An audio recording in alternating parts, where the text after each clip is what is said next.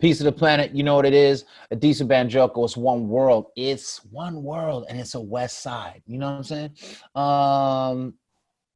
This dude is someone who's been a friend for so long. It's hard for me to even tell you how long we've been cool. And we came across each other before we were cool. And, he knew that I had come crazy. Rakaa, Dilated Peoples, man. Welcome to Bishop Chronicles, bro. Peace, brother. Always good to see you, and it is a pleasure to be here. We've been trying to make this happen for a minute. It's been on me.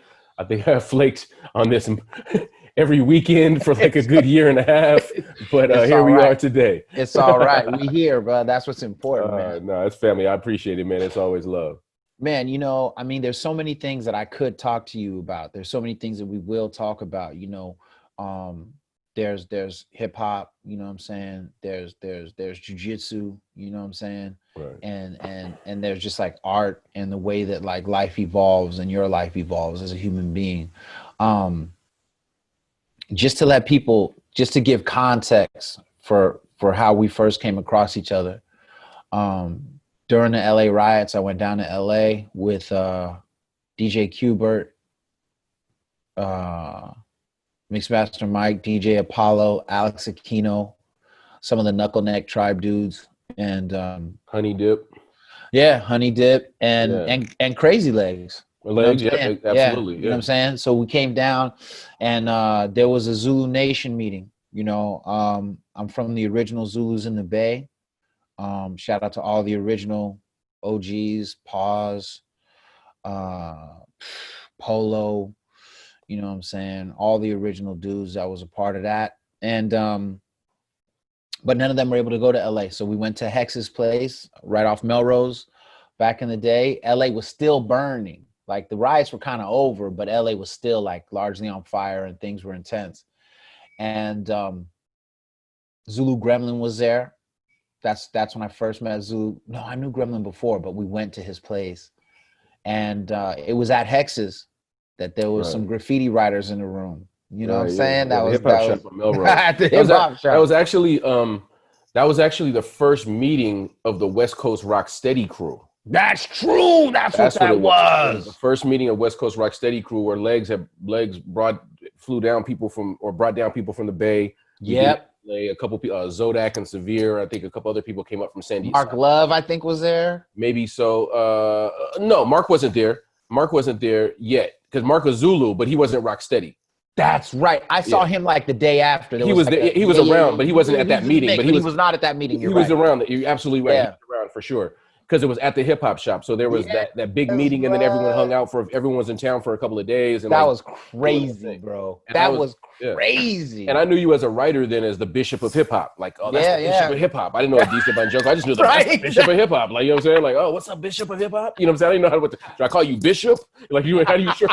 Do I say the full title? Is it okay to shorten it? I'm not trying to be disrespectful. You know what I'm saying? But that was what 90 man like that 90 that was the riots, bro. Yeah, exactly. That was the riots. You're right, absolutely right. So then a few years later,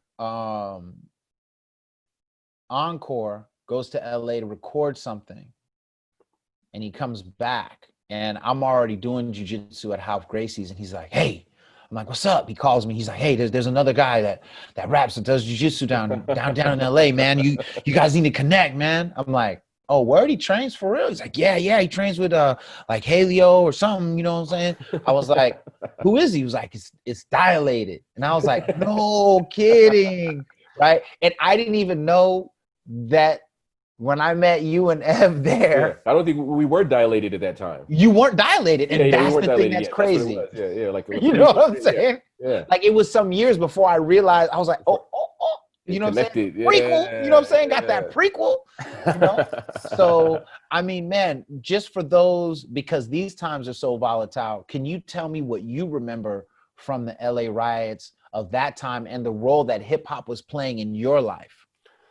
So I was actually working at the hip hop shop at the time. So which was shout out to Hex. Shout out to Hex, shout out to Omega, Zulu Gremlin, Skill from UTI, Maniac UTI. Who else used to work there? OG Chino, my man OG Chino from Escala LA. He had the shop in the back. Even as a side note, also right before then, it was right before that happened. So it probably was like earlier 92 or maybe the end of 91 or something. I remember Kid Frost coming to the spot. Don't say that because I will pass out. I love Kid Frost. I play La Raza like once a month at least. Makes you feel good. Like, yeah. I'd be in the Mission. I'd be like, you know what I'm saying? So Frost was real tight with Hex because they had done the video. Hex had done like a lot of stuff for Latin Alliance, and he had done like the some big major production graffiti. Hex was just like the illest graffiti dude, bro. Absolutely, and he and Frost had a good relationship. So I remember Frost coming down one day in a convertible Cadillac or something. Yeah. And he came through, and Hex was like, he had one shot, one of the units, and he got the next door unit. So then he was like, I need to put floors in here. And Frost is like, you need to do what? He's like, I need to put floors. I need to figure out how to do floors. And he's like, hey, Holmes, we're Mexican, Holmes. Like, this is what he said. Hey, Holmes, we're Mexican, Holmes. He's like, my uncles did most of the concrete at LAX. He's like, I know how to do this. What? Like, you know how to do this? He's like, bro, I know how to do this. He's like, Rock. He gave me his car keys. He's like, go to Builder's Emporium. And he gave me a list. I need you to get this bag of the cement, this bag of this. I need 4 buckets. Shut your mouth. You got me buy this powered mixer drill thing. Gave me his car keys. I jumped in the whip, pushed Frost whip down to the Builder's Emporium, got all this stuff, brought it back. And he literally he showed me how to mix concrete, lay it, score it with the lines, put the things on dry. And like, I was like, yo, this is crazy. Like he just took his watch, his jewelry off and just got busy. Like he didn't come there for that. That's how I know. I was like, Frost is a real one, man. But hip hop was so bonkers back. And this is part of the thing. Like, I think when young people hear, like when the OGs, right, be like, yo, back in the day, they'd be like, oh, here we go. About, you know what I mean? But y'all don't understand the spirit of the camaraderie. Of course. Right? Like the spirit of the camaraderie is not something that I see today. I'm not saying it's not a judgment. I'm just saying I don't see it. You know well, it doesn't have to be like there was a need for camaraderie before because that camaraderie gave you a certain amount of either direct access or gave you the momentum and the the battery you need to get your access. Nowadays, you don't have to be cool with anybody. You could just decide I'm gonna make a career or pick up your phone, make a beat, record it, do the album cover, post it online, do your own marketing, everything from your phone and do it from your bedroom and nobody has to be a part of it. And you could feel how you want to feel. You don't have to feel. That's hella real. Yeah, I'm on my own vibe in my room and it's lit. Right, absolutely. Like, absolutely. You couldn't do that last time because you had to be at Hex's store. Right. You know what I mean? You might see somebody on the way there or get snatched on the way back or the police would get at you. You know what I'm saying? Like it was like, you know, it was an outlaw art form. Right. Back. You know what I mean? Especially for graffiti writers, you know. Now, could you talk for a minute about West Coast Rocksteady? And the reason I'm asking you is because I'll tell you something that I remember from that trip. And you couldn't have known this just because you weren't. So me, Legs, Alex Aquino, and some other dudes hop in the car. We shoot down. On the way to shoot down, we go from the Bay. Like we leave from Daly City. We head to San Jose. Legs is hungry. We get to the mall. Was it Eastmont? Oh, East Ridge Mall? Anyway, it was East Ridge. Eastmont is Oakland. East Ridge is San Jose. Okay. So we go to East Ridge and there was this food area. And I'm talking to Legs and like Legs is completely despondent. He's not normal. And he's kind of irritable. I don't really understand it. And then like Alex pulls me aside and he's like, you know, Buck 4 was murdered. And I was like, word. And he's like, yeah, he's really shaken. He said, so like, you got to be patient with Legs because he's really hurting right now. And I was like, oh, snap, you know? And the whole trip we were down there, bro, like I was impressed by Legs because knowing what I knew, seeing how he was able to separate himself from that pain to go to Hex's spot to, you know what I mean? Like it was really kind of beautiful, man. So I got to shout out Legs for that whole thing. But I felt like West Coast Rocksteady, even though it was a short-lived thing in my brain, maybe it was a long, well, it was important. It was a beautiful thing though. It was powerful, man. Absolutely. Can you talk about what you recall about West Coast Rocksteady and, you know, share any of your involvement with it or Zulu at the time? Yeah. So, Legs decided that he wanted to create an LA bomb squad, like a Rocksteady crew LA bomb squad. Mm-hmm. And that LA bomb squad, if I'm not mistaken, was going to be Hex, Omega, Zulu Gremlin, Mm-hmm. and Shout out to Marks, Gremlin. Zulu Gremlin, Freeze Rock, and Markski, and lyrical engineer Genius G. They had a group called United We Stand, UWS. Okay. I think they were part of it. I was invited to be a part of it. And maybe one or two other people were maybe invited to be a part of it at the time. But it was just called the LA Bomb Squad. Mm-hmm. Mm-hmm. Later, not too long after that, Legs decided, you know what?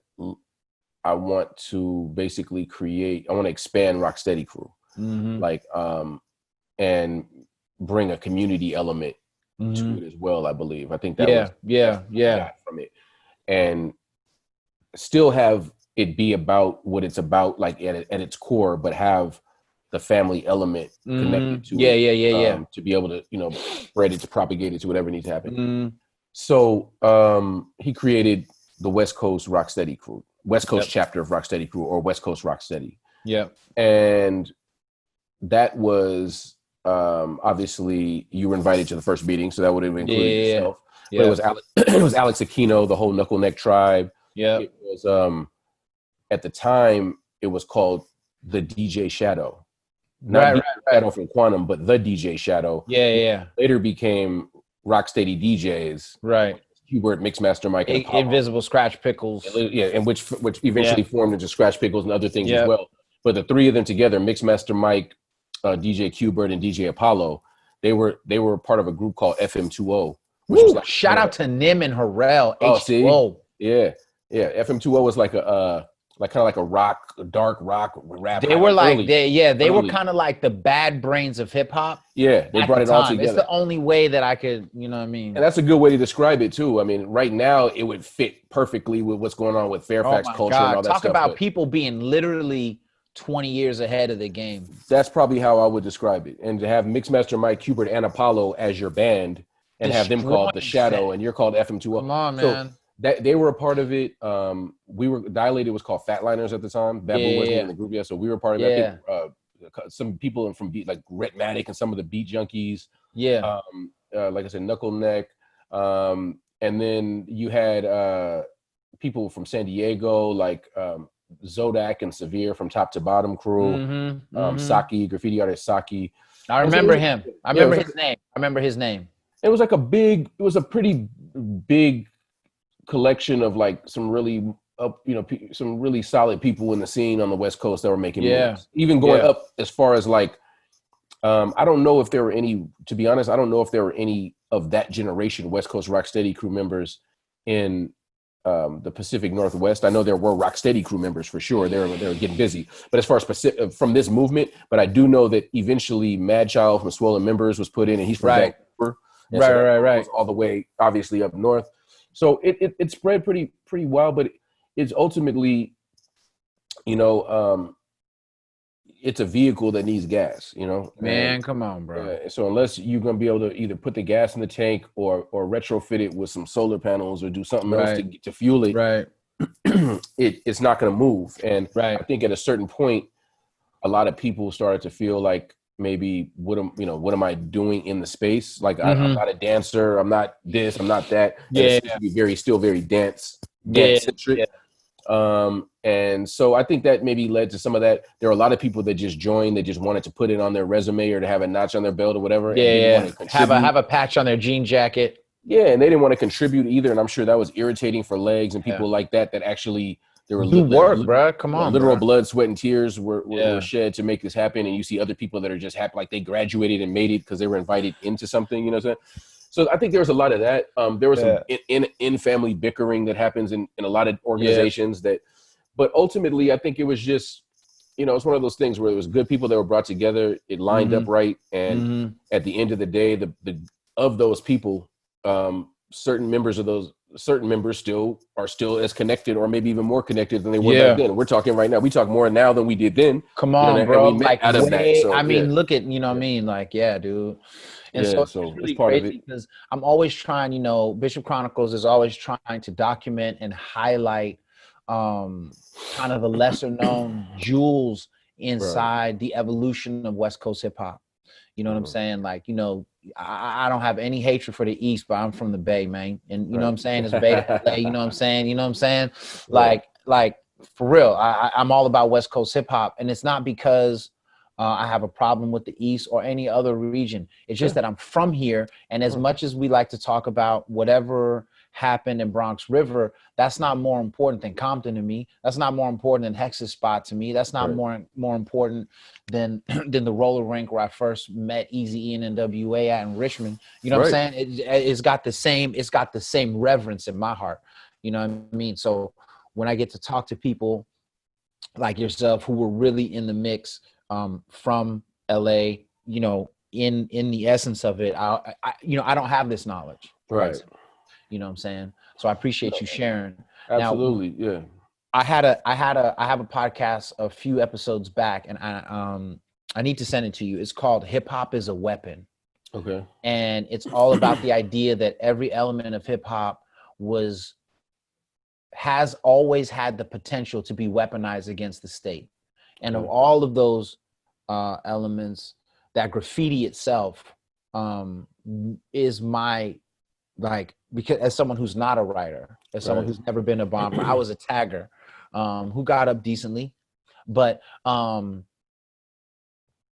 always loved what graffiti could and did do. I've always respected the fact that of all the elements of hip hop, graffiti was always illegal. Like if rap was illegal, a lot less people would be doing it, right? Graffiti was legal, right? And people were going out and putting up, and sometimes crews were getting into fights. Sometimes crews was getting knocked out or jacked or stabbed.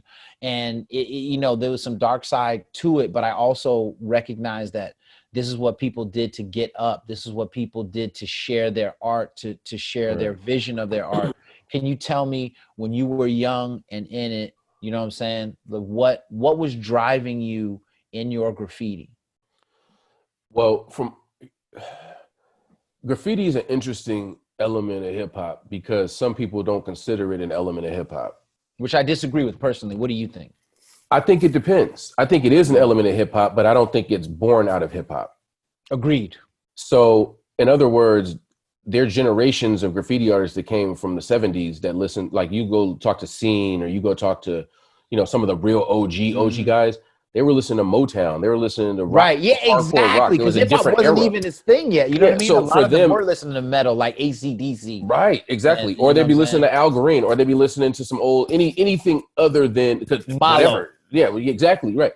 So you have all this stuff that's happened. You have a whole generation that came with style, like with flavor, with everything else, that the where the graffiti itself was the blueprint of what hip hop took as the scene of the, you know, the hieroglyphs of the city, if you will. But, and also even in my generation, like coming up in my generation, like in my crews, there would be people that were straight hip hoppers. Right. Talking about name belt buckles and shell toes and fat laces and like Lee Jean. Like I'm talking about straight B-boy characters, Kango hats and everything. And they'd be right next to a dude with like a Slayer t-shirt on, cut off sleeves, some dirty Vans, and some OP shorts or something like that. You know what I'm saying? Yeah. You have to be real West Coast surfer to understand the OP brand. Ocean Pacific. I had OP shorts. Yeah, right. And so you see like these two people be in the same crew, and this dude is a straight hip hopper. He's listening to Run DMC, BC Boys, Public Enemy, whatever's out at the time that he's rocking in my era. The other dude is listening to like, he's into Quiet Riot, or he's into some hardcore Slayer, or he's into Megadeth, or he's into whatever, you know what I mean? Like, and he doesn't even listen to hip hop, but they're in the same crew painting a piece together. You know what I mean? So I think that graffiti is one of those things that at the time that hip hop culture was really forming in the minds of something that can be measured and quantified, you know, something that can be looked at as a thing rather than, you know, just a bunch of different elements floating around. When there was a way to look at this and say, this is a snapshot of what it is, hip hop was graffiti was brought in as a part of that, because that was what was on the walls. That's how the flyers got made. That's what was decorating the events. That was what was on the jackets and on the jeans and whatever the case is. And that energy, a lot of it was taken by the same kids that would create the elements of, you know, different elements of what would be hip hop. Totally. But it did exist before hip hop. So for people that say it's not an element of hip hop, I think that's incorrect. because it is an element of hip hop, because for generations, hip hop has brought it in and said, this is going to represent us. But it's not only a hip hop thing, like, you know, in the sense that, I mean, nothing is only anything. Like, people can rap and say that's not hip hop if they want to, but totally. realistically, that's an element of you know, in this case, I think hip hop, I mean, graffiti is just a little bit different because it's able to exist inside of hip hop completely comfortably as a welcome, complete family member. And at the same time, around the world, there are plenty of people who don't listen to rap music or don't consider themselves to be hip hoppers that just love graffiti art as an aesthetic expression. Yeah, like I know, like in the Bay, like a lot of my first dress code stuff that I considered hip hop was really just me being a black dude dressing like a cholo. You know what I'm saying? Like, because they had the whole Mission District area, right? And like, I went to school in South City, and they used to wear, I don't know, did they used to have derby jackets down there? They used to wear derby jackets, a little something right? like that, yeah. So we had like derby jackets, and then they had these other jackets, which I think were slightly different, and they used to call them Sir jackets. Okay. And those are like, because they were Sureños, and they would have like on the back, like, you know, Sir Sleepy, Sir, you know what I'm saying? Whatever. And so like that was like a big part of it. But the way that they wrote was what I considered graffiti. Right. You know what I'm saying? Like when I saw hip hop, like it might be bubble letters or whatever in New York, but on the West Coast, it was like they call them like placazos, or they're like more calligraphy, like calligraphy, a lot of calligraphic styles. Yeah. And those are the styles that even in Southern California as well, like, because a lot of the graffiti in LA was based around, you know, gang awareness. Like, this is our hood. So you gotta, like, you know, shout out to my man Conejo, G Rabs, but I was talking to him not too long ago about it, because or maybe I don't know if we were talking or texting, something like that, but we were conversing about you know, the area by, you know, where he grew up, and we gotta be real sensitive about how you talk about the area around where he grew up, and he shout out to Conejo. Yeah, exactly. You know what I'm saying? And talking about, like, I remember as a kid going over to that area, and there would be like 2-story tall blockbuster full like calligraphy class quality, like professional calligraphy letters, like, but the length of a block and 2 stories tall, just like, this is the hood you're in. And it would be fully filled in with thin line, thick line, outlines. It was sickness, huh? Yeah, and it would just be what it was, you know. Right. And that wasn't necessarily hip hop. You know what I'm saying? That wasn't necessarily hip hop. You know, and a lot of those dudes that were doing that, they didn't listen to rap music. They were listening to oldies. They was listening to War. Yeah, you know what I'm saying? Exactly. Or old Motown, or old just old Cisco Kid. Yeah. You know what I'm saying? Right. And they would be doing these big, like, you know, big gigantic things. So it doesn't necessarily, you know, like, but I think there's definitely one of those things where when it connected, it became a symbiotic relationship. Totally. You know what I'm saying? Like, and at that point, hip hop fed it feeds hip hop, it becomes a part of it. So I think it exists in a special space.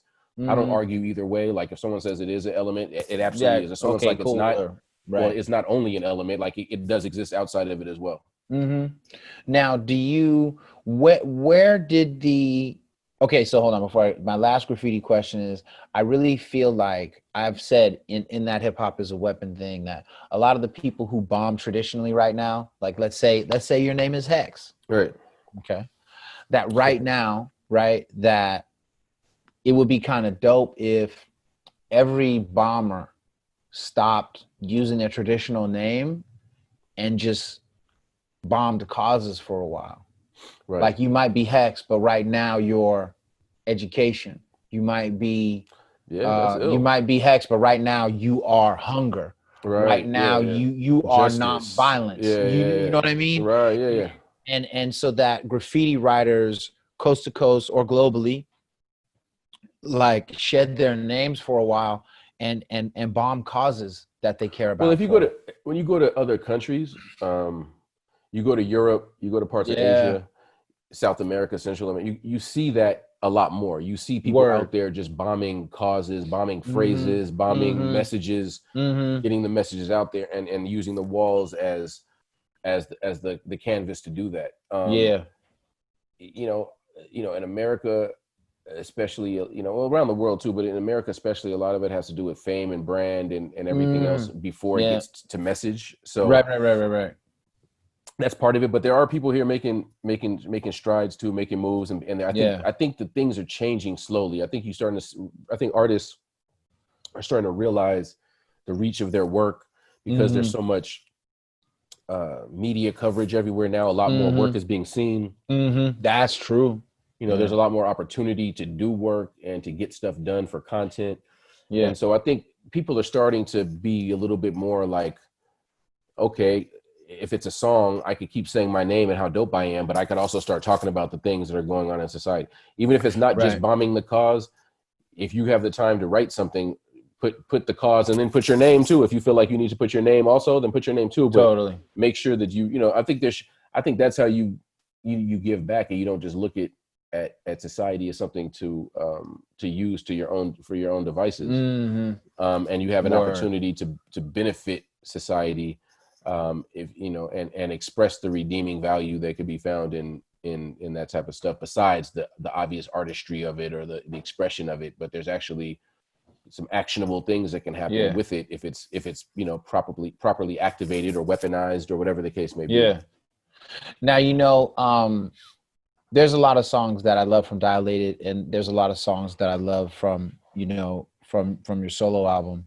And there was that one track that you did with Charlie Tuna, where you just broke down a lot of the LA graffiti scene. Mean Streak, you know what I'm saying? Dude, Mean Streak. You know, I still have a Mean Streak that I used way back. I still got one. Classic. And I got a 44 Magnum, and they still work. Yeah, both of them still work. Like I can, if I shake my Magnum, if I hit it like that, I can still get up with it. You know what I'm saying?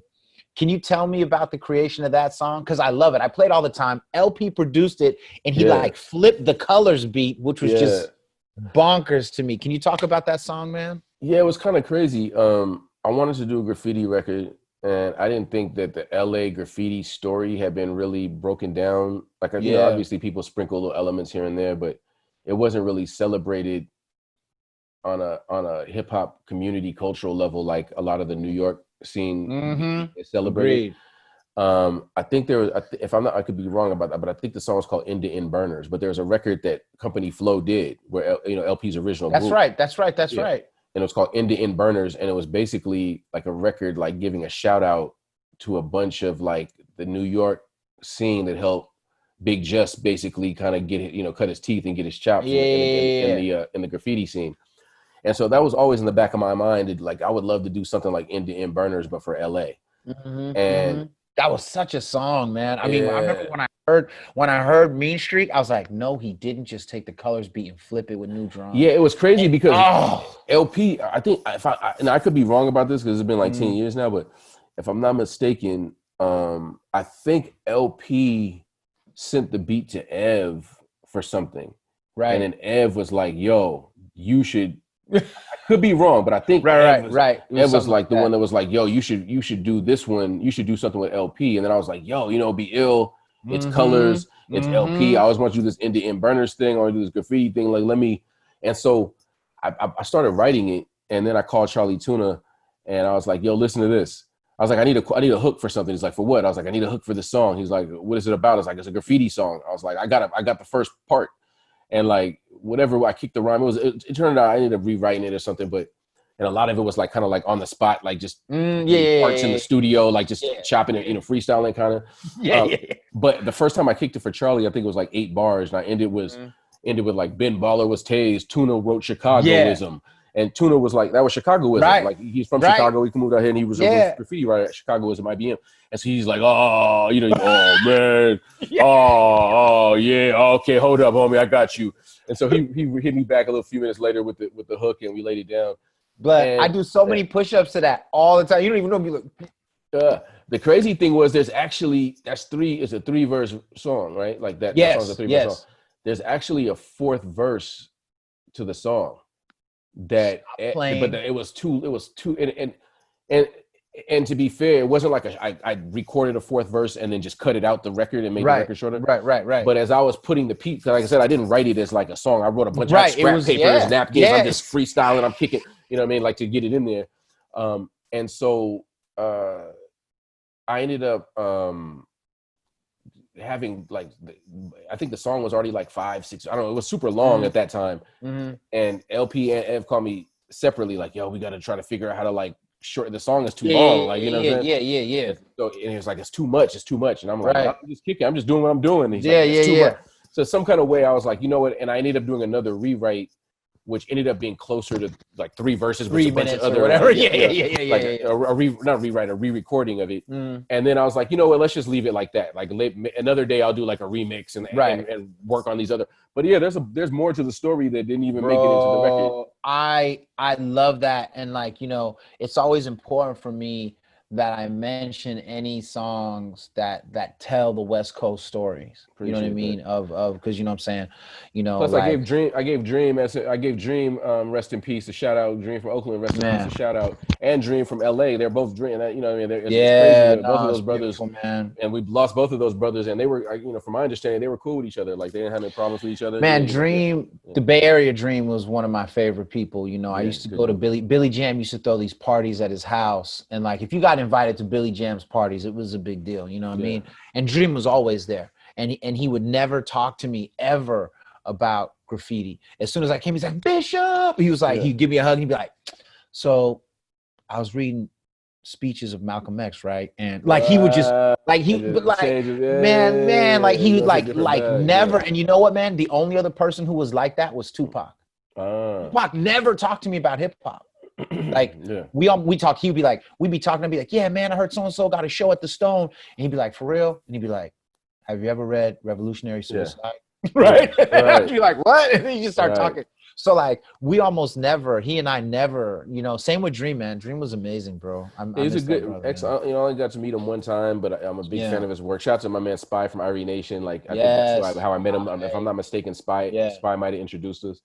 But yeah, man, just an extremely talented dude. Very, very well loved. Like, you could tell, like, he has pieces that are still up right now that are protected. You know what I mean? Like, it's one of those things. And it was a very tragic situation from what I, you know, the information I heard. I didn't want to get too deep into it, but there was he was. I don't think, did you get to the Oakland Museum when I did the hip hop thing? I didn't. I was in Europe at the time when you were doing that. Okay, so there was a guy, and I please, man, may Allah forgive me for forgetting his name, but he basically did a tribute to Dream, which was Dream's name bombed on a BART train. Which never happened. Right. But his style was so legit that it looked like a photograph. Crazy. It's photorealistic. Crazy. Bro. Crazy. When I saw that in the spot in Oakland Museum of California, blood, I was like, wow. You know what I mean? Yeah. Now, moving from the graffiti thing, I just wanted to talk to you about, like, you know, up here, well, I mean, because Peanut Butter Wolf moved from the San Jose Bay Area down to Milpitas area to LA, a lot of times I think people, they tend to think of Peanut Butter as like a boom bap dude from around LA or whatever. But he's really late. Like, you know, you guys were a real boom bap group, you know, from LA, you know, Loot Pack, you know, some other folks. Like, can you talk to me about, like, because of course LA always gets kind of naturally, because of Dre and the G-Funk, etc. Right? But like, can you talk to me about who were some of the producers of the early days of the boom bap sound of the West, like, and what you remember from those times? Man,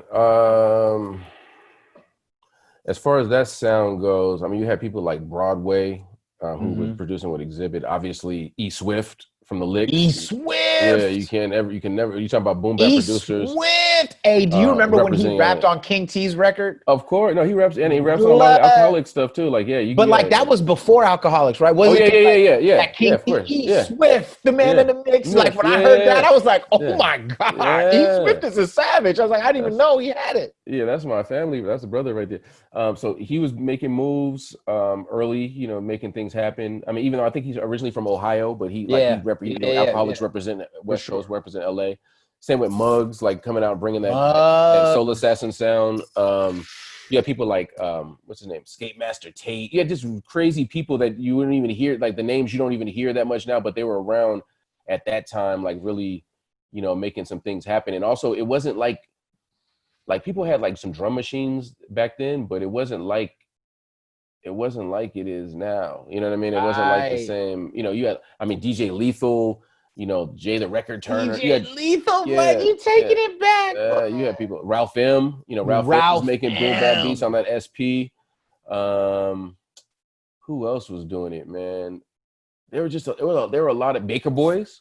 Shout out to the Baker Boys. They're the ones that produced Pistol Grip Pump for Volume 10. So like, you know what I mean? Like, can you run a riddle for me? Because this is an aspect. I just watched the Beastie Boys thing on Apple TV, right? Okay. Did you see that? I haven't. Okay, it's pretty dope. Okay. One of the things though, like there are certain things like, you know, as a nerd, like I love the Beastie Boys. Yeah, I was one of the few people who didn't know that Paul's Boutique wasn't a hit because I was so blown away by it's such an amazing piece of work. I was like, they've evolved so much. It's like, look at this growth. Yeah, amazing. I was like, is no one listening to Car Thief and Shadrach? How are people complaining about this record, right? Right? Because like you don't even get on a nerd level, like you don't even get what was that Public Enemy song? We are at war. Yeah. That's Shadrach. That's one break from the extended version of Shadrach. Crazy. That like Chuck D and Terminator X turned Buck Wildin'. Yeah, Terminator you know what I mean? Buck Wildin'. Yeah. You know what I'm saying? Like, so when I was looking at the Beasties documentary, I was blown away because he was explaining how he had met Matt Dyke and the Dust Brothers at some kind of Hollywood party. This is Ad Rock talking. Yeah. Did you know about those guys? Yeah. Well, strangely, Dilated ended up signing. Dilated. We did our deal with our final record deal with Capitol Records, but the first people to put a contract in front of us after we left Immortal and split from Lethal at the time. Yeah. Shout out to Lethal too. That's still my brother though. I've known Lethal since elementary school. But once we split from Immortal and Lethal on a business level,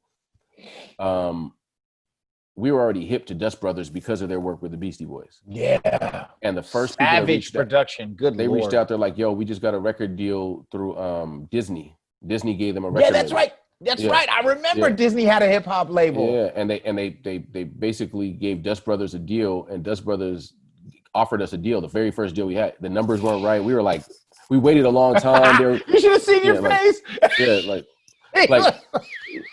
It was just one of those things where we waited a long time. We were already going through stuff. We had already put out records. We were already making moves. We already had things happening, interest. And they're like, we want to do it. We're just waiting as soon as the funds come through, we're going to do this. We're going to get it right. And the offer that came through was like an independent size deal. You were like, I know you just didn't say Disney's name and offer me these shekels right here. Yeah, I'm like, I thought they were missing, like it was a typo. You missing a zero, or like there's like a decimal points in the wrong place, commas off. You know what I mean? Can we carry the one, bro? Can we carry the one? But they were super cool. Like the Dust Brothers, as far as people go, they were super cool. They had a house in Silver Lake early, like and around the time when the Beastie Boys first moved over there and set up their studio. Excuse me. So they would invite us to come over and just chill, listen to music, hang out. They'd have like barbecues and stuff like that. Go chill. And they were just always super cool. But just the offer that came through, that wasn't the offer we were looking for. So we ended up not doing the deal. But whenever we saw them after that, as far as I was concerned, it was always love. Yeah. So man, that's dope, man. So now fast forward, talk to me about your introduction to jiu-jitsu, like when it happened, how it happened, and then, you know, we've both been doing jiu-jitsu on and off forever. Mm-hmm. Tell me about. I gotta say, I've been doing it off and on. At this point, I gotta switch the order of off and on, not on and off. It's more off than on. More off and on for me, but yeah, for you. Yeah, man. Oh my God. I started like as a kid. I did martial arts, like different types of martial arts, growing up. So it was always something that I was into. And then as I got older, it became something I was a fan of on the media side, like watching movies, watching documentaries, reading. What were some of the kung fu flicks and stuff like that you used to like? Because my entry was Bruce Lee, Return of the Dragon. The first one that I fell in love with, the very first kung fu movie that I fell in love with, even though I had seen other ones, was Game of Death. because it was Hard. because every level was a different style, and it was like Korean. It was like, it seemed very like, as a kid, it seemed like Bruce Lee was fighting other superheroes and had to make it like a video Dude, game. it was so Yeah. crazy. Yeah, but I didn't know like behind the scenes. I didn't know about like, you know, I didn't know what was happening. Like I didn't know about him. I was too young to understand his death. Yeah, and, you know, all of this course, other stuff. right, yeah. But Game of Death was the first one I fell in love with. Then I went back, as you know, I was still super young, but once I fell in love with that one, then I started finding people that had like, or they would come on Sunday on Kung Fu Theater or something like that, or you know, Black Belt Theater, whatever you would watch the movies. Oh my gosh. But then there were always like the, you know, the Shaw Brothers movies. There were just there was a bunch of different things that, and those were like the, you know, you see like, you know, the 5 Deadly Venoms, or like, you know, just there were just you know, just a bunch of different things that were happening at the time. But I would watch them like I was a church kid too, so like whenever we weren't in church on Sundays, we try to catch it if we got it, you know, got in time. Sometimes there would be, I forget, there was Black Belt Theater and there was Kung Fu Theater, and one of them had like the thing at the end where they would have like the different people that would come out and they would show moves. You know They what I mean? would. That's right. Yeah. So that was like, to me, that was like, and so as I got older, I ended up, you know, being into martial arts myself, Taekwondo, Shotokan, little Kempo, you know, a little bit of Western boxing, some wrestling, but just messing around.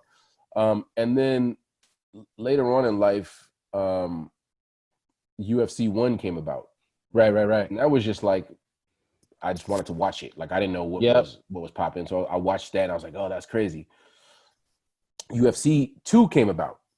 Then it was like, yo, this is kind of ill. Like I'm starting to see with this jiu-jitsu thing and this other stuff. Well, is that when he fought 7? When Hoist Gracie fought 7, or was that 3? I think that was 3. I think it was 3. Yeah, I think that might have been 3.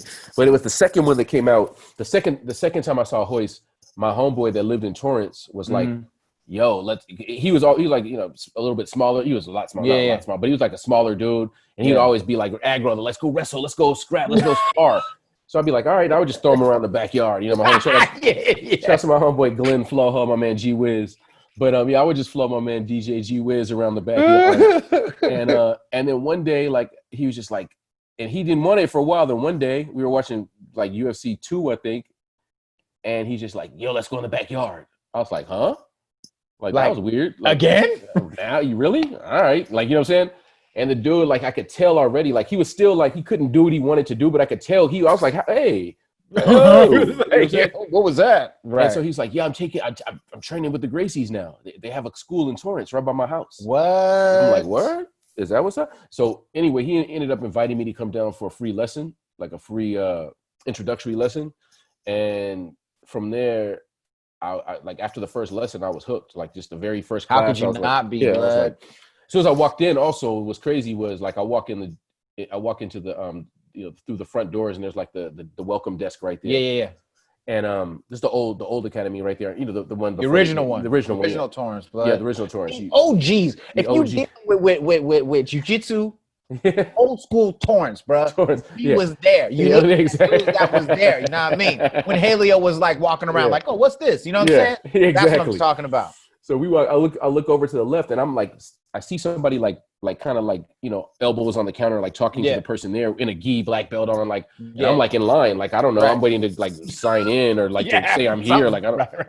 And I don't know if I got too close or if there was just like a natural turnaround, but all of a sudden it seemed like that.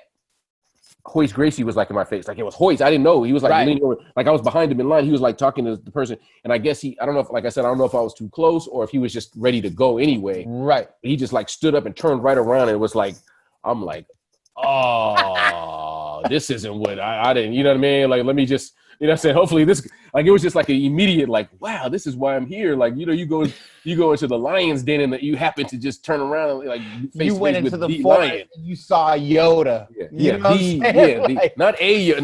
But the one. The Yoda, right. I'm like, yo, man. But yeah, but from then on, like, I just fell in love with it. The energy that was there, like, like I think it was so long ago, like, I think Hiron might have been a blue belt and Henner might have still been like in the top of the children's classes, like a orange or a green belt, but he was teaching the children's classes. Right. I think you have to be like 15 or something like that. It was like an age thing. I think he was 16 was a cutoff. Well, I don't know. You might be right. I think, I think 16 is when you get blues. Something like that. But whatever it was, Hiron had already, when I first started training, Hiron was already because he's a year Already or two that. older, so he was already wearing a dope belt. But it wasn't until Henner, who was probably close to at that time, if not equally as good, you know what I mean, like because they train together all the time. Yeah, of course. Just because of his age, he was still in the youth classes. A couple of them weren't born yet. Halleck was definitely a little kid in the youth classes. You know what I'm saying? Halleck. His dad, Horion, told me about Halleck because he was just telling me how he had, come up with his name. Yeah. He's like, I have a son named Halleck because he knew I was Muslim. Oh yeah. You know what I mean? So it was deep. Like I remember Kaike. You know what I'm saying? Kaike was there. Yeah. You know what I'm saying? Yeah. Like blood. Like come on, blood. Like this OG's West Coast martial arts, dog. You better recognize out here. Bro. I don't know what I don't get into the politics of it. There was a split with Kaike, and he ended up doing his own thing. But it came a few years after that. After I went there. Yeah, for me, I think the same thing. At least for the first year or two that I was training there. Yeah, he was still there. And he was the mad enforcer. Yeah. He was like that was a name. Like he came in there and it's Kaike. You know what I'm saying? Kaike. You were gonna get seen if you had problems or you weren't clear on something. Kaike was the one that was gonna straighten. Because Hoist wasn't there. Hoist had his own thing. He was UFC and he had his own thing. All the rest of the brothers had their own thing. So Kaike was like, basically, the way I saw it was like the family enforcer. Even though he wasn't like a Gracie, he was like, hey, bro, like that kind of real for the academy, for the school. But yeah, that was, so I ended up starting to train there and I just stayed with it. There was, I ended up meeting like Ed from Sinister, who now, what is it? LFA? Or is it LFA? Yeah. LFA. Yeah. I think I was getting confused on him to give him a shout out for the wrong organization. But shout out to my man, Ed Suarez from Sinister, who ended up doing Black House Gym and all that other stuff as well. Yeah. Sinister was my first gi sponsorship. Sinister, me and I think there was somebody, who was it? I feel like there was one other person, but I don't remember who it was. Shout out. That was my first gi sponsorship, but I remember when I got my gi in the mail, I was like, I have arrived. Yeah, that was my first, like, they were like, they had a studio built in to the That's what I heard, but I was never down Campella. there. That's who it was, the homie Campella. Yeah. Campella. He was also rhyming at the time, and he was heavy into jiu-jitsu, so they even built a studio at the Sinister warehouse warehouse, to like have like and then they had Passing the Guard, the TV show Passing the Guard. I remember that existed. I never really saw it. It was like on channel 56 or like it was super early, like still. Like, I just knew it was just an idea, like people would talk about it because I'm up here, so I never saw it. I think it was public access. I think it was a public access show, but it was like really early for like a public access jiu-jitsu show. And so like I remember going to different events with Ed, and like he was bringing me on to do it. Like he was letting me do like some color commentary. I remember interviewing like Mayhem Miller and different people like that. For like Passing the Guard, interviewing him for like the TV show. So I've been around with Sing for a long time, and like I just fell in love with the man, and I was early and got tight with the family, and I was blessed to have been able to go to do multiple seminars with Helio, rest in peace, and do a lot of family stuff, and man, that's what it was. It was just a good time. It was crazy. I tell people this all the time, like because my cross choke is highly regarded. And I took time to really study it from Gumby. Shout out to Gumby, whole squad of heroes, San Jose, you know what I'm saying? But I remember one time you were so kind, I was like, yo, come to Heroes, man. You had a show, you know what I'm saying? He comes in, my man is like, let's keep it. He's not in the mood for you. So it was my release party the night before in Oakland or San Fran. I forget where it was. I think it was. I feel like it was in the town though. Yeah. I think it was. But it was a full-on release party for Crown of Thorns the night before. And then on the way home, he's like, "Just stop by on the way home." I'm like, "Oh, all right." But he put his gi on like a G. And you know what's funny? My entire plan. Because I'd been studying the cross choke from Gumby, because I was like, I could never get a cross choke going. And or if I did, like it always failed. So I had abandoned it for years. I was just like, you can't do a cross choke. So I was doing what Gumby told me, and my cross choke is getting better. But you came, and I was like, excuse me, cross choke me really quick. And he was like, oh, okay, hold on a second. He was like, and I was like, eh! I was like, I was in the air left. You know what I'm saying? Like, yeah. And I was like, okay, hold on. Do that again, bro. Do it again. Right. So I was like, yo, I was like, how, blood? Show me. And it was so deep because like between what Gumby gave me and what you gave me, my cross choke became like instantaneous. Deadly. No, as soon as I get that first one in, Yeah, it's a wrap. Smack. you know what I'm saying? Like, and it just tripped me out because I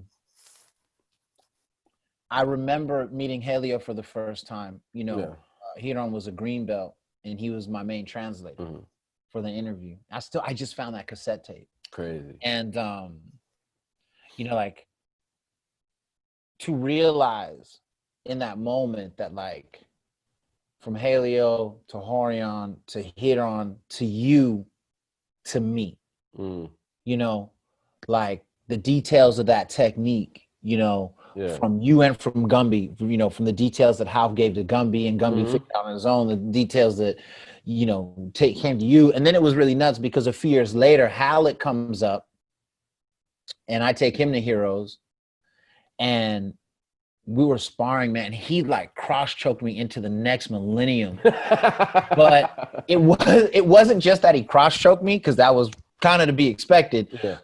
There was a way that he drilled his hand movements going like in and out of my gi. And he basically had he basically had my neck like a wooden dummy in Kung Fu. Right, like like a Wing Chun, and I was like, yo, I'm getting totally mopped right now. But it wasn't like, oh, I'm getting mopped. It was like, this is amazing, right? Like you're witnessing, like the precision. Like I was so aware. You know what I'm saying? Like, You know what I remember when about did you start realizing? I was gonna say what I remember about that thing was, aside from all the great lead in to how the night went before and how I got there, was a high mount that you had, like a high mount that I had never felt. I was like, what is that? This? That was like Gumby. Gumby. Yeah, because we were sparring and then like Gumby had taught me how to hike my mount. Yeah, I was like, I felt kind of awkward. Like, what's going on? You know what I'm saying? Like, I felt, obviously I've been training a long time with a lot of people. Right. I didn't have any context for what's happening. I didn't understand why it was something so simple in theory was working so well and having me so far off my square. You know what I'm saying? Like, I was like, this is crazy. I was like, at that time, because I think I was a purple belt. Yeah. Dog, if I got the mount, I was using Gumby's whole high mount maintenance thing. Yeah. And then I was taking that arm or doing this unnecessarily uncomfortable cross choke while your arms are all like, I was like, what is this? Like, what is going on? Like, I never, like, the approach and the way that it happened was very deliberate. It wasn't like happenstance. It wasn't like you just ended up there and we're wrestling around and you just ended up high and made it work. Like, it was very much like I could feel it happening and I couldn't stop it, but I also was like, I don't know what I should be stopped. You know what I'm saying? I didn't know how. You're like, how do I fix the position? Or even what are they trying to do? Because it seems like they're just crawling up high, which will put you off balance, right? But it doesn't. Like if you do it the right way, you actually control the whole top of the body. Like it's ill. Like it's an ill. Yo, man. Right? That's why I love Gumby, man. Like in theory, it seems like it shouldn't work, but it does. Like I think Gumby calls that the rodeo mount. Okay. The rodeo mount. It's not cool. Yeah, no, it's not. It's really a frustrating situation to be there. Yeah. And recovery is. Sorry, that's a question. I also because that happened pretty quick. Like you got me in that mount pretty quick. Like I was just like, so I remember like there were some like white belts. So there was like 2 or 3 other people in the class that were just there for like, it was a Saturday or something. It was slow. It was slow. It was slow. Something very quiet. Yeah. Almost seemed like a private type of. It was semi-private for sure. And there were like 2 white belts or blue belts that were just there. And I remember them thinking like, I remember right when we slapped this, I heard one of them say, oh man, 2 purple belts. This is going to be good. And then about 10, 20 seconds later, I was like, what are you doing? What is that? What's going on? My arms, I can't stop. I was like, this is a little bit embarrassing. You used to have a whole 2-person audience that was waiting for this. They were looking for the epicness. Yeah, they were looking for all of the epicness. They needed all of that. They got none of it. Nah, they got the same lesson in the high mount, and later a lesson in the cross choke that we gave. They didn't see anything special from me. Nah, blood. That's because you didn't cross choke them. They would have known. They would have known. And you know what? I think, man, like there were a few pictures from that day, but like I've got a picture of Gumby coaching you through the high mount. Oh yeah, it's the one that I use as my if you go to my Twitter page right now, it's been my Twitter profile photo, or like my not profile, but my but the banner. Yeah, the header photo, whatever. I didn't even realize that, man. 2 years. Because you know what, man, like I got off Twitter, man. Yeah. I just got back, bro. Like it's there. Like Hip Hop Chess is there. I'm not back. To be honest, I'm not. I just feel like every time I walk into Twitter, every time I log on or go on to Twitter, unless I'm going there because it's a link that I'm following or something like that. Right. Like if I just go log on to my feed, it feels like I walked into a room where everybody's already either arguing or laughing or debating or something else, and I'm like, I look around and I just back out the room. And you know what it's like? You know what I'm saying? It's like high school. You know the jocks table. Yeah. Then you got like the ghetto chicks who's getting ready to like start the quad or the cafeteria or whatever. Yeah, and you're looking around with your tray. You're like, where do I sit? Like, you know what? I'm just gonna go sit by the tree. I'm gonna go sit over here I'm just gonna walk and eat. I don't know. I don't even want to be in here. Yo, that is what Twitter has become, bro. So hilarious. Well, Instagram also is like, it's interesting because Instagram, when I first got on it, was very creative, very artistic. Yeah. That's how I looked at it.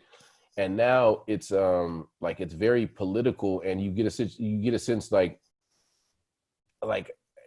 you look at the pictures, are like the posts are beautiful, and then there's love in the posts and hatred in the comments. You know what I mean? It's like good insight right there. Yeah, you know what I mean. And I think what you have a lot of people getting partial stories, misinformation. You know, people hiding behind internet. You have people straight propaganda, son. You have all that mixed in with people that just want to see the world burn, and then actual agents of provocateurs. Just want to see the world burn, which is hella real. Yeah. And I always wonder, where did those people come from? Yeah. Like, why did you decide, like, man, I'm going to just... Yeah, I'm going to stand on the bridge and just light it while I'm on here. I'm on the bridge too, but never mind. You know what I'm saying? Like, why would you want to burn? Like, we're all in the same bubble. Are you on another planet? Are you in a spaceship and trying to blow it up on the way off? Like, bro. I don't get it. But, it's really interesting. In LA especially too, it's touchy, but in LA especially too, there's like, politics as it's called, like street politics, which is very, which can be racial or nationalistic. A lot of it is based in what goes on the inside. And that's politics exists, not just in LA, but the nature of LA politics, even in comparison to, Bay Area politics, or Northern California politics. Yeah. Culturally, it's a different baseline. Like, they're coming from culturally from a different place, and how everyone's looking at everyone, like street culture wise, like, and so, there's a lot of opportunity in things like Twitter and Instagram to really build bridges of solidarity. Word is bond. To really connect dots. There's also a lot of opportunity with tools like Instagram and Twitter to stoke flames of ignorance and hatred, or just nationalism, time wasters. Absolutely. And especially when you're trying to distract from something that's actually constructive, not just distracting to take someone's time, but when they're trying to do something positive and constructive, and you're distracting to disrupt that construction and positivity. Yes. So, LA has a heavy black and brown thing. A lot of it is based in, incarceration politics. It's like prison gang related stuff, and cartel. A lot of it is based in that, and then you have, because of the nature of the prison industrial complex and state issues that exist, you have a lot of people circulating through that situation, and you deal with some ignorance and some racial aggression once or something. You can write, but if it's something that you're dealing with multiple times, because you're in the face of it multiple times, that does start to shape how you start to see other people. Yeah, and yourself. And yourself, like, absolutely. Who you are, you know what I'm saying? And who you are, who they are, and and what the connection or divide between those things should be. Like, you know what I mean? Like, Word. On any level, like where that line should be to separate. Mhm. If I'm saying I'm me and you're you, what is the thing that separates us? And For real. how important is that separation? What does that separation entail? Is it Yep. hate based and intolerance based? Is it educational and culturally, Right. cultural upliftment based? Like, we're separate because I want to learn more about you. Like, that's a positive. That could be a positive thing, because I'm recognizing that I don't know what you know, so let me learn, let me engage. But I think there's a lot of intolerance. You have a lot of energy. You have a lot of people reacting to other stuff. You have a lot of people that leave their buttons exposed and their buttons get pressed. And when the buttons get pressed, mentalities come in. And because of the nature of Los Angeles, especially the fact that it's not a lot of people forced to interact like this. It's like a lot of people swimming around and, moving around. But it's not like people are on BART together. It's not like people are on the subway together. It's not like people, which is in a lot of places. And so you don't really have to interact with people. You interact with people where you're going. When you get where you're going, you interact to get through that interaction, and then you get back in your car, or you get back on the bus, I guess, however you got there. Yeah. And you go back to wherever your island is, your bubble is, your base is. Yeah. And so there's never this sense of like true community that really gets a chance to really take fold in LA.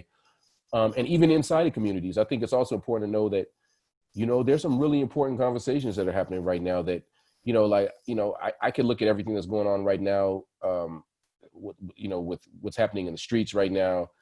I could be cynical about it. Right. I could be, I can go the opposite with it, and I can just be blindly aligned with it and just say, as long as the word, black is in it, then I'm down. Where do I sign up? But what I think needs to really be recognized is that maybe more so than ever, there are conversations that are happening in communities. More so than ever, there are conversations in the Black community about self-accountability. More than ever, there are conversations happening in the Asian community generationally between the kids and their parents about anti-Blackness, or about or even not even if necessarily anti-Blackness, but but anti-Blackness being the most defined, and I guess the end result, I guess, of colorism, even in those communities. Like, bro, you know what I'm saying? Like, those type of things. You look at these things and you start to realize these are important conversations that are finally happening. There are people that are checking their own family members for being racist right now. There are people that are saying we're not down with that. Like, they're mixed kids. I'm a mixed kid. You know what I'm saying? Like, my mother's from Ilsan, so from Korea. So, but there are people, mixed kids, having to have like, nah, I'm not the exception to the rule. Like, you know what I'm saying? Like, don't just look at me, you know what I mean? Like, there are those conversations being had. And I think all of these things need to happen, and we need to allow and encourage these conversations to happen, because solidarity can be a real thing. So real. No. Yeah. That is the thing. 2 weeks ago, I was on with Chewy Gomez. Doing Chewy. Shout out to Chewy. I mean, and I was saying, I was like, look, like, my uncle threw Carlos Santana's first show at Mission High School. You know what I'm saying? Wow. My aunt was the best friend of his wife. Right. Like my family's like, you know what I mean? Like 20th and Mission. Okay. Exactly. When I was young, the first lowrider bike that I saw, 1979. Okay, at Dolores Park. Right. Okay? Before all the tech bros showed up. Right. Yeah. And so lowriders, all of that was part of my youth. Right. And it's Cali. We're from Cali. It's part of our environment. On, bro, the first racial alliance that I knew, because I was from the burbs. Yeah. But when I went to go see my grandma, the first racial alliance I knew was Blacks and Latinos. I didn't have another frame of reference for a racial alliance other than Blacks and Latinos until after high school, man. Right. And the thing is like I was saying on Chewy Shaw, it's just like, you know, until the cartels and the jail stuff came in, we were always down. right? What are the Brown Berets? You don't have Brown Berets unless you have Black Panthers. Right. Like Absolutely. straight up, right? Right. Like people don't know that the Panthers, you had Brown Berets, the Chinese were called the Red Guard. Yeah. There was even like a white branch that I'm, forgetting right now. Yeah. And I mean, it was multiracial, multicultural, and it was always You mutual had respect. AIM, you had Young Lords, you had AIM, you know what I'm saying? Come on, East Coast, man. you had Young Lord, yeah, and that's absolutely right. You have these organizations coming together already in solidarity. But here's something that I think that this is when we get touchy because we know each other. So we get on some touchy points. You know what I'm saying? Which is basically, I think it's important that reciprocity is a part of moving forward. So it has to be the cornerstone of it. Exactly, because as we have solidarity and we have people coming together in a cause, because people of a particular race are being disproportionately, killed by law enforcement officers, right? And that banner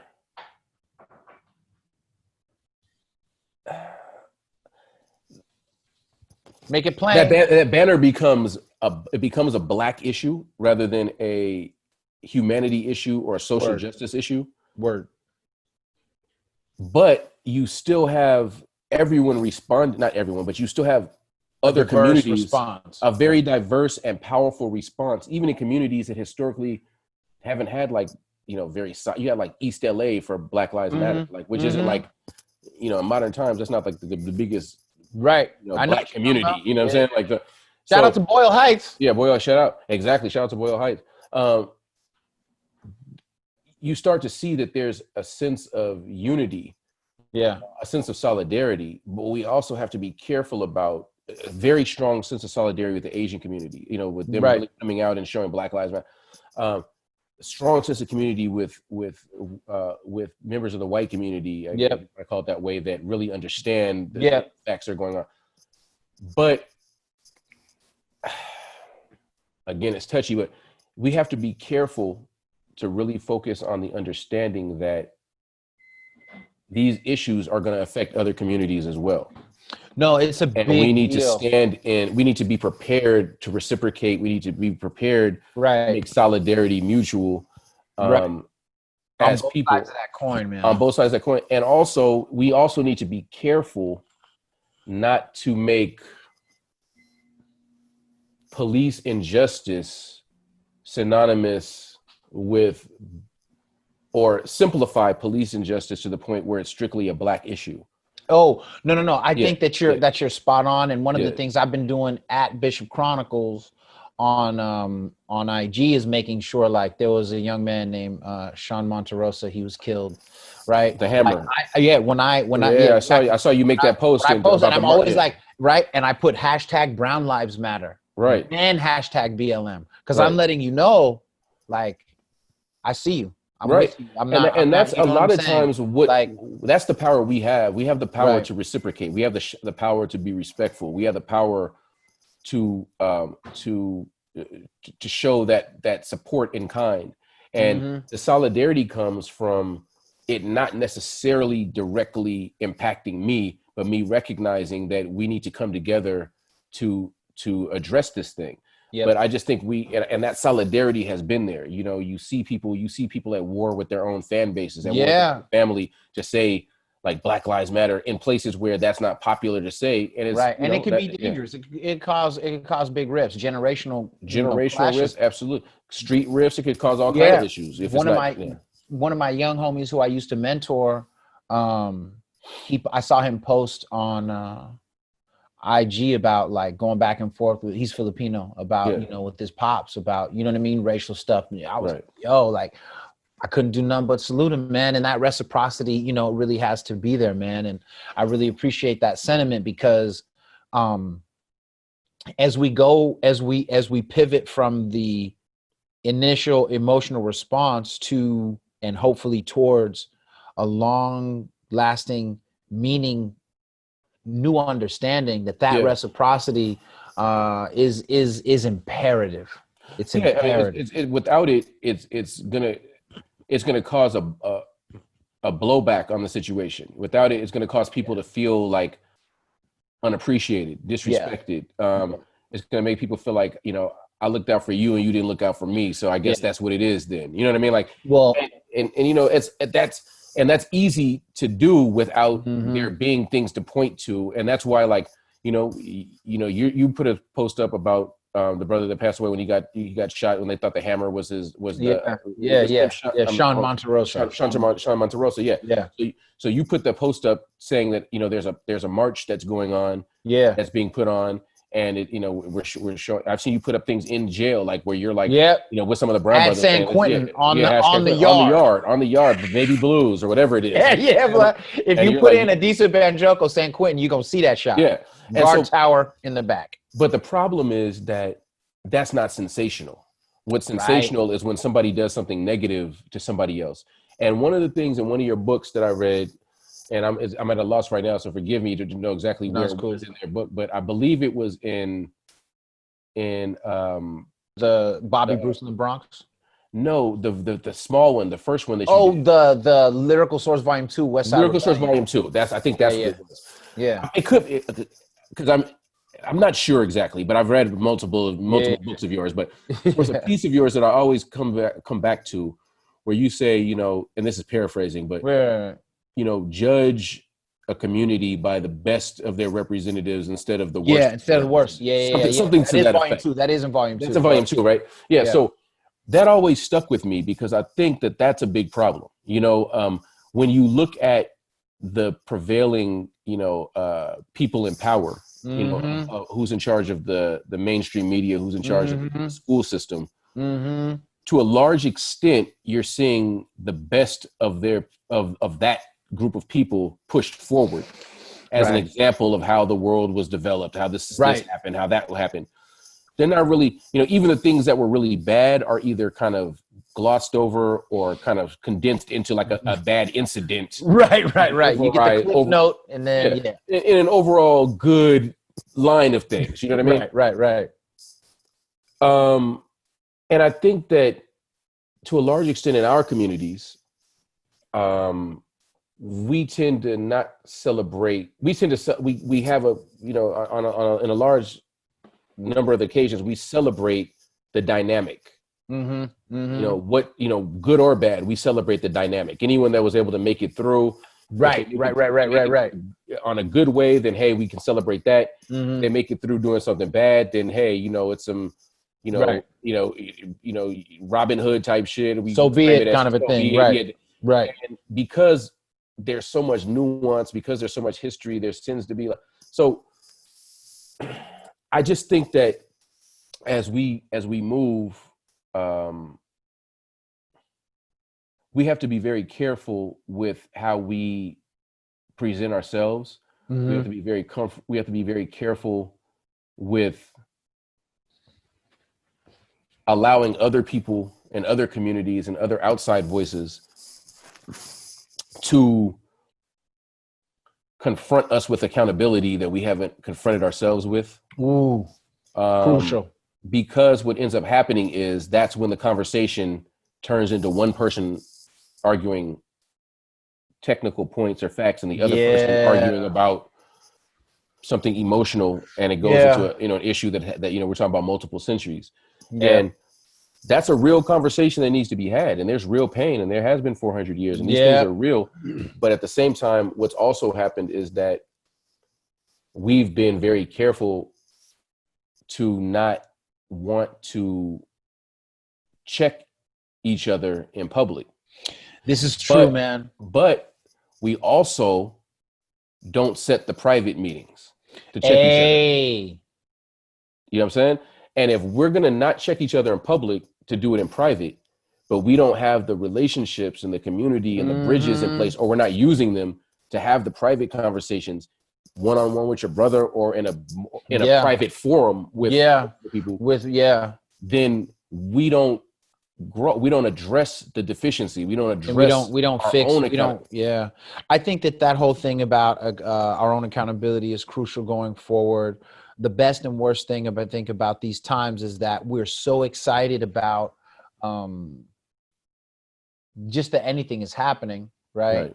But because we have a lot of leaderless resistance across the country, like, what are the expectations? What are we willing to do for ourselves? Absolutely. And things like that. And so, you know, I think that going forward, that has to be at the forefront of everything that the Black community is facing, starts to analyze, you know what I mean? And without that, it's gonna be crazy, man. But I believe we'll be okay because of people like you. I believe we'll be okay because of people like me. We're just two people, but we trying, and we know we sprinkling the seeds and hoping that, you know, it gets picked up. But I'm impressed by the youth.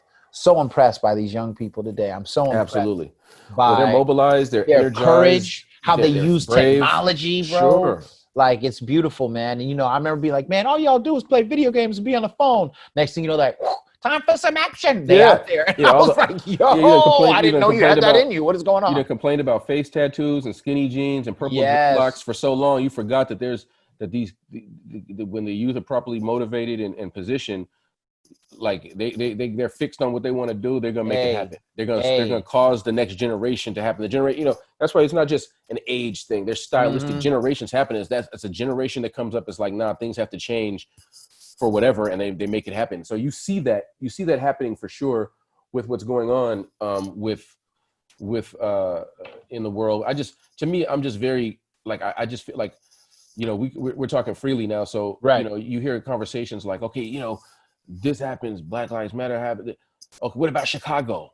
What about this? What about the yeah, these things are two separate issues, but at the same time, it doesn't mean that other issue doesn't 1000% need to be addressed, which is what's happening in the communities. So it can't just be when an issue is brought up, you point to Chicago or point to this inner city and say, we're not going to give this any credibility because you're not talking about that. But at the same time, you know, there has to be an understanding that if we don't have those conversations ourselves, then it's going to be weaponized against whatever positive movements that division that are is going going out to be that division is going to be amplified. And man. if people can mobilize in reaction, then people should be able to mobilize in action. If people can mobilize, tear something down and defund something, which may be necessary, they should be able to mobilize to build something up and fund something. You see what I'm saying? Like, so. Look out! Yeah. So this is Rakaa Garvey is. I'm just saying these are the types of things that. So when we're talking, the reason I don't get on and go into this is because people have a very clear idea of people's buttons have been pressed and they know what they feel that got them activated. I'm not trying to get into a bunch of public arguments with people about nuance and context and self reliance and self accountability being the thing that will actually be what makes, you know, community solidarity with other communities, respecting other communities and respecting ourselves, like getting beyond, like not championing, like we have, you know, power to put ourselves much further beyond reproach and put ourselves in a situation where the arguments that are being used against the positivity don't have merit because that's not the case. You know what I mean? Like, that's just, but we do have responsibility, and we don't have responsibility for what happened to George Floyd or to we don't have responsibility for those incidents. We have a responsibility on the other side to say this movement shouldn't just reveal itself when somebody gets killed by a police officer, or reveal itself and when that community love. It shouldn't have to take the filming of an unnecessary murder of one of us to be a galvanizing point for all of us. Like, yes, of course we should be upset, but we should be able to come together in joy and do and build beautiful things for ourselves and others. And so that when things like this happen, we're a community that's coming together to build, to change, to affect, and to be a unified voice. We're not a bunch of, you know, disparate people that are brought together because of anger, or got together because of just a frustration, and then when that passes away, we're off again until the next situation happens. You know what I mean? And that to me is, I think, you know, it's tough conversations. You know what I'm saying? Like, these are things like nobody wants to hear, like, yeah, we got to fix all that, but, you know, you also got to look in the mirror and fix yourself too.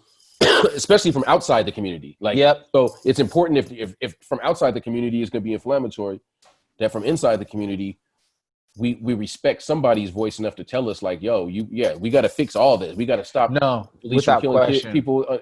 We got to stop, the use of this. We got to stop, like you were talking about with, in a practical level, the use of certain holds and things like that. We have to create different protocols and escalation protocols and everything else. The language we use, the way all we these things have to be how to changed. see one another. But as we have community that builds up, then we can activate these things as policy. We can go in there and change these things. We don't have to just wait till something racist happens or something unfortunate happens for us to get together and make change. Like there's plenty of things that needed to be changed last year before these three people, you know what I'm saying? They're plenty to be changed last decade. Last, millennia. We started talking about 1992 and now look at us in the same conversation, right? So absolutely. You know what I'm saying? And so, and some of the same things are happening. The propaganda, what it's about, who it's about, what's going on. Misuse of information, all of that. Absolutely. All mixed in at the same time. So I think there's a lot that needs to happen, but I think we have to, as much as it's difficult to be patient when people are actually being killed and disrespected, as much as when people are legitimately scared, and that's not even taking into account that all this is happening in the middle of a global pandemic, where the entire global financial system is upside down, and people off. For the first time, half the world is living on welfare. They don't know what this is. You know what I'm saying? They don't know what it is to get a check from the government and be able to get what you need and whatever the case is. So it's a lot of changes, a lot of things people have to feel, a lot of things people have to go through, but what is encouraging is that there are, in the Black community, there's accountability conversations. And like I said, in the Asian community, there's generational, anti-Blackness and colorism community conversations. In the Latino community, anti-Blackness, anti-colorism conversations. A lot of the stuff just has to do with, with not as much hating one thing as being enamored by something else. You know what I mean? Like it's very nuanced. It's very difficult to put in a simple box and clean up. So ultimately I just look at it like this. It starts with basic respect. And through basic respect, you can have communication, reciprocity. You can have, solidarity. Through solidarity, you can have reciprocity. And through that, you can start developing an actual unity. You know what I'm saying? But I think there's a process that starts with basic fundamental respect. And I think that disrespect, lack of respect, or active disrespect is something that is not it's something that's that's a problem for all communities. It's something that all communities are guilty of toward other communities and toward it's themselves. You know what I mean? That's on some crucial. level. And expresses in different ways. Some of it is more systemic, some of it is more street based, some of it is more in your face, some of it is more smile and not and it just there's a lot of it that happens. And we just need to, if we take accountability, we build ourselves up, we strengthen ourselves, we make ourselves more healthy, and we make it a situation where we're building bridges. And you start to realize, like, well, if we really have a community and you have, only certain people get put in certain positions of power in certain areas, then ultimately members of that community are in certain powers in certain areas. It's just a shift in perspective. Totally, man. Totally. If we can shift that perspective, I think we can start creating a different dialogue that, like the corrupt side of the law enforcement world, industry, whatever you want to call it.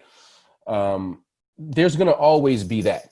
It's never going to be fully extinguished. There's going to always be corrupt teachers. There's going to anytime there's a person in power, school administrators, all of that, religious figures, politicians, doctors. It's a part of what it is. You have a certain part of humanity. There's a certain part of the world that's just like that, and whether or not they recognize it, whether or not they're actively predators, even conscious of it. Right. Yeah, or maybe they're just narcissists, or maybe they're just whatever and don't even recognize what it is. But a lot of that's going to be a part of life.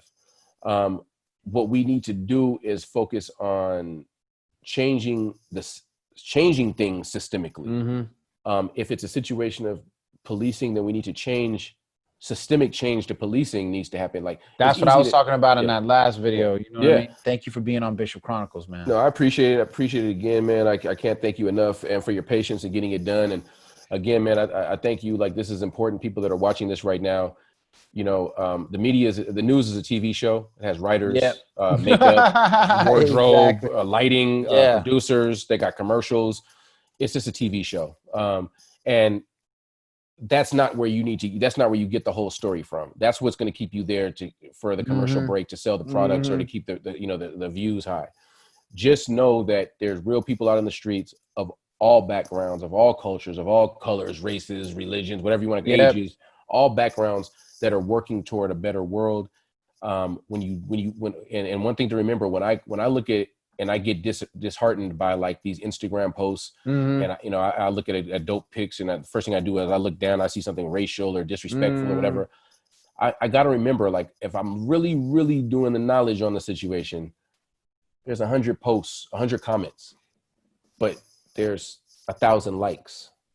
Right. You see what I'm saying? Right. And of those 100 comments, a third of them are very rude and disrespectful. So when you think about it, it's like 97% solid people and 3%. Yeah, that's true. You know what I'm saying? Sometimes the amplified negativity gives us a false sense of the impact that we're actually having. And even just the negativity itself. Like, as an artist, like if I'll read 100 good reviews of myself, of my album in a day, and 2 bad ones, those are the ones that I would remember. Yeah, you'd be like, oh man, and you'd be mad at it, you'd be upset.